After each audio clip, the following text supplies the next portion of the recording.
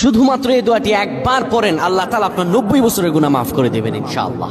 আপনার 90 বছরের গুনাহ মাফ হয়ে যাবে যদি মাত্র এই দোয়াটি যদি একবার পড়তে পারেন। আপনার ভাগ্য খুলে যাবে, রিজিকে বরকত আসবে, মনের ন্যাক আশা পূরণ হবে, আল্লাহ আপনার সব দোয়া কবুল করে দিবেন। সুবহানাল্লাহি ওয়া বিহামদি।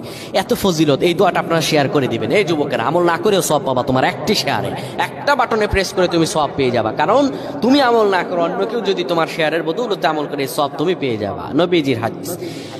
আমার ভাইয়েরা, আল্লাহর কাছে দোয়া করে, আল্লাহর কাছে দোয়া চাওয়া, এটি হলো মুমিনদের কাজ। আমার আল্লাহ বান্দাকে বলেন, বান্দারে উদউনি আস্তাজিব লাকুম, আমার কাছে চাও, আমার কাছে চাইলে আমি আল্লাহ তোমাকে দিয়ে দিব।